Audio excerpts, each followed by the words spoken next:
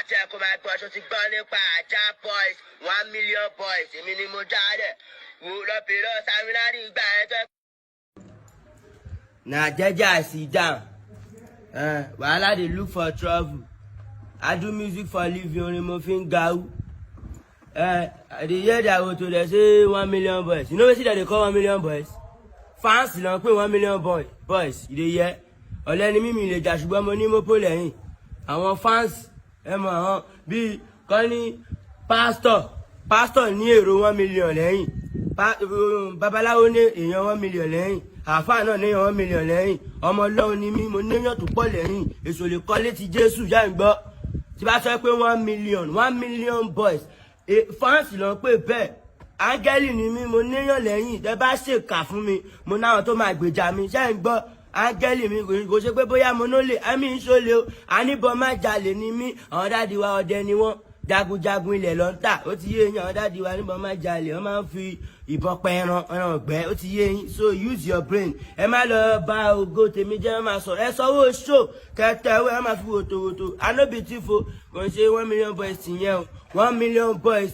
mo lérò lẹ́yìn èrò pọ̀ nù wàásù níbo lójú ẹ wà ṣó ń gbọ́ láti ẹ̀ kó máa gbọ́ ọmọ ọlọ́run anybody pray for that for òun ló máa fọ́ kó tó bọ́lẹ̀ pẹ̀lú jágàmù wọ́n dànù ya dànù kó tó dí mi lọ́nà mo fò fẹ́ǹsì sá lọ kálá. wá wòtòwòtò yín pọ̀ ju èwo ní wèrè if you pay money I go do promo for you àkóyè promo áńgẹ́lì làwà you dey get láti ẹ̀ kó máa gbọ́ ológo ló máa ń fowó pè some people get money they no get glory you go use money wey you get use am find glory go do ritual if you go do ritual you dey hear you no go fit do juju make you blow olúwa ló mọ next you blow even go you go to babaláwo go to pastor go to àfáà kọ́ bẹ́ẹ̀ fà ajá kò lè lọ fà olúwa ló mọ next you blow ológo lọ́dẹ̀ máa ń fowó pè ológo ló máa ń promote olówó so ológo lèmi ológo lèmi àwọn olówó ló máa ń wá if you want me to promote you tẹ́wó pẹ́ kọjá ẹ̀mọ̀ tẹ́wó